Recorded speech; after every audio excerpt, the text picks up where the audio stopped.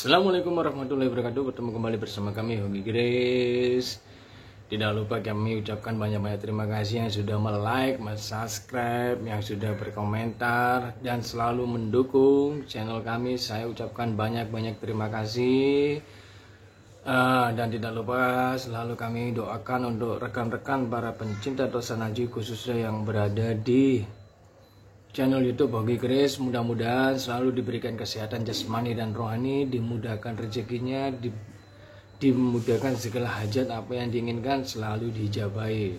Tentu saja jangan lupa kita selalu berbanyak sodako dan juga berbanyak ibadah dan selalu mendekatkan diri kepada Sang Pencipta agar apa yang kita inginkan, agar apa yang kita raih dalam suatu kehidupan ini dapat tercapai dengan penuh berkah dan barokah untuk diri kita dan keluarga kita. Kali ini kita akan membabar mengenai filosofi dari keris berdapur kebulajer atau mahesa lajer. Jadi saya jarang posting itu karena saya lagi memburu benda ini dan akhirnya bisa saya dapatkan, yang akhirnya tujuan dari benda ini adalah untuk saya buat edukasi dalam konten YouTube Hoki Grace Galeri Pesona Grace Pusaka agar kita bisa berbagi lah, karena dapur kebo itu banyak, ada yang kebo teki, ada yang kebo dengeng, dan salah satu yang saya punya ini merupakan keris kebulajer atau mahesa lajer. Estimasi tangguhnya ini Majapahit akhir, dengan ciri pamornya dia itu pamor udan mas tiban. Terus di bawah gonjonya itu ada gonjo sumber, kalau gonjo sampingnya itu kayak semacam mas kumambang, dan peksinya pelintir. Yang jelas tangguh sepuh utuh. Kita buka aja ya. Rungokno muni ini lho sreng nyenengno.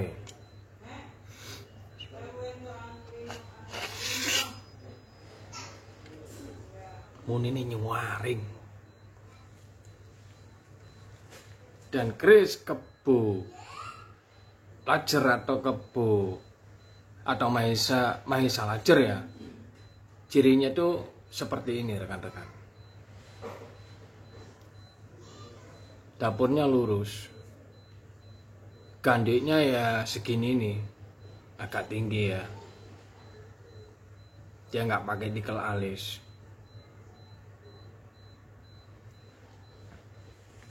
Jadi dapur kebulajer seperti ini tuh relatif sangat sederhana, tapi memiliki nilai seni atau nilai sisi eksoteri itu sangat mendalam. Dari seni eksoteri atau sebuah makna atau sebuah filosofi yang terdapat pada dapur kebulajer atau mahesa lajer ini. Karena apa? Karena keris berdapur kebulajer atau mahesa lajer merupakan keris yang diharapkan agar si pemilik tersebut dapat memiliki watak seperti kebo jantan atau kebo lanang atau kerbo lanang lah, kerbo laki, karena dilambangkan seperti itu. Laki-laki itu harus giat, harus kuat, dan juga harus mempunyai hati yang lapang dada, nerimoin pandum krana Gusti Pangerane, dan selalu bersyukur atas nikmat yang sudah diberikan, serta selalu berpikiran yang positif dan juga bekerja keras dengan niat agar apa kita dalam mengais rezeki itu menjadi berkah dan barokah atas izin Allah untuk keluarga kita, atau kita berbagi untuk orang lain. Jadi rezeki yang kita terima itu berkah, barokah, dengan kesucian, dengan istilahnya dengan kita itu janganlah mencari rezeki yang tidak diridhoi oleh Allah Subhanahu wa Ta'ala. Ya memang kalau rezeki itu memang sudah diatur, tapi kita harus mencari rezeki yang berfaedah, rezeki yang enak untuk dimakan, baik untuk diri kita sendiri dan juga untuk keluarga. Karena kalau apapun itu semuanya akan kembali kepada diri kita sendiri. Jadi keris Kepelajar ini istilahnya itu sebagai lambang yaitu filosofi sebagaimana kita seorang laki-laki itu harus kuat dan giat dalam bekerja keras untuk menghidupi keluarga atau untuk menghidupi diri kita pribadi dengan cara mencari rezeki yang halal, yang berkah dan barokah atas Allah yang sudah berikan. Jadi kita itu akan selalu nyaman dan enak gitu. Dan sebagaimana dalam kepercayaan umat Hindu atau umat Kejawen, keris Kepelajar ini atau apa ya istilahnya itu merupakan gambaran dari sebuah hewan yang bernama kerbau lah katakanlah. Itu dia kan sangat kuat, dia sangat setia, dia sangat istilahnya itu bukan istilahnya seorang pemalas. Dan mungkin kalau di desa-desa kan masih banyak ya yang tradisional kebo digunakan untuk membajak dan membantu Pak Tani. Ya disitulah kesetiaan itu. Dan merupakan kerbau itu hewan suci di masa lampau itu. Karena apa? Karena erat kaitannya dengan istilahnya Dewa Nandini. Dewa Nandini itu merupakan tunggangan dari Dewa Siwa. Nandini itu nama kerbau. Pada masa lampau itu orang itu memiliki kepercayaan ya baik di umat Hindu atau di istilahnya itu dan Kejawen. Makanya kerbau kalau di Hindu kan sangat dikeramatkan. Di era saat ini pun juga ada ya yang di daerah Jogja itu kebo bule itu kan juga sangat dikeramatkan karena jasa-jasanya, karena ada maknanya di setiap hidup. Bukan kita mengeramatkan terus kita mendoakan Tuhan, bukan. Istilahnya kita itu menghormatilah peninggalan dari leluhur dulu, bahwasanya benda apapun itu dulu pernah berjasa. Ya disitulah kita itu menghormatinya. Bukan mendoakan atau istilahnya mendoakan Tuhan lah istilahnya seperti itu. Dan di mana kerbau Nandini atau pada masanya itu juga memiliki sifat yang bijak, sifat yang berani, sifat yang pemberi, sifat yang istilahnya itu sangat setia dengan tuannya. Hewan iso setia, mosok awak dhewe menungso iki iso setia. Kan seperti itu. Itu gambaran sebenarnya. Kesetiaan kita yaitu dengan menjaga kebaikan diri kita, menjaga kelakuan diri kita, menjaga hubungan antar satu dengan yang lainnya, membuat kerukunan dalam berumah tangga. Itu juga menjaga kesucian. Jangan sampai kita itu mencederai atau mengecewakan. Sekarang siapa sih yang mau dikecewakan? Gak akan ada yang mau. Manusia itu gak mau dikecewakan, apalagi dikhianati. Makanya jangan suka membuat kecewa orang, atau jangan suka mengkhianati seseorang, karena itu tidak akan enak. Jadi semua itu dari keris yang sederhana ini bila dijabarkan itu banyak maknanya yang selalu berkesinambungan dengan kehidupan kita. Makanya dilambangkan dengan filosofi keris Kebo Lajer, atau umumnya orang mengatakan Mahesa Lajer. Kadang orang mengatakan, Mas, keris Mahesa Lajer itu seperti apa? Ya seperti ini. Mahesa Lajer sama Kebo Lajer itu sama. Seperti itu.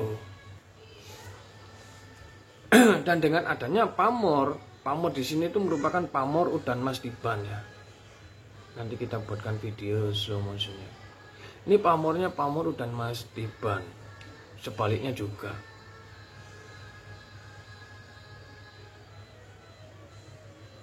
Ini juga ada Rojo Kundolonya tapi samar-samar ini. Ini masih orangan lama ya kita dapatkan. Ini juga masih orangan lama. Di bawah gonjonya sini ada semacam istilah namanya itu kalau di perkisan itu gonjo sumber ya. Dengan cirinya itu ada kayak pentol-pentol gitu ya. Kayak udan mas kayak gini nih tapi kecil-kecil. Nah, kayak pentol-pentol kecil-kecil gini. Bulatan-bulatan kecil di bawahnya gonjo. Mungkin kalau yang gini ini modelnya itu pamornya gonjo mas Kumambang ya yang di sini. Dengan dirinya peksinya pun juga pelintir. Ini keris Kebo Lajer yang saya miliki dengan estimasi tangguh kalau saya pribadi ya, karena tangguh itu merupakan perkiraan, bukan pasti loh ya.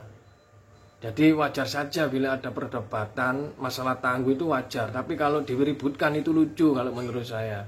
Karena apa? Sama-sama nggak hidup di masa lampau, ngapain diributkan? Kecuali kalau dia hidup di masa lampau, di masa empu, nah berarti kan benar. Berarti gitu. Tapi semua itu bisa dipelajari dengan ciri, bentuk, atau ricikan pada suatu keris, sehingga adanya istilah namanya tangguh. Kenapa saya menangguhnya ini nangguh Majapahit ya, karena cirinya seperti ini. Besinya bunyinya nyaring sekali.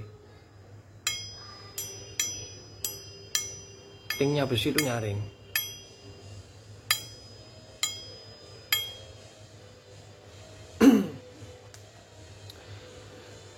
Kita kembali lagi, namun Kebo atau Mahesa sendiri pada masa lampau banyak dipakai juga. Keris-keris ini pada masa lampau banyak dipakai juga oleh kalangan istilahnya itu para kesatria. Jadi istilahnya Kebo sendiri atau Mahesa sendiri itu juga menjadi sebuah sandangan gelar pada kesatria zaman dahulu. Karena apa? Kesatria pada zaman dahulu itu memiliki gelar atau suatu sebutan dengan Kebo atau Mahesa itu merupakan menjadi beban berat di pundak mereka yang dia sandang. Karena apa? Memiliki suatu amanah.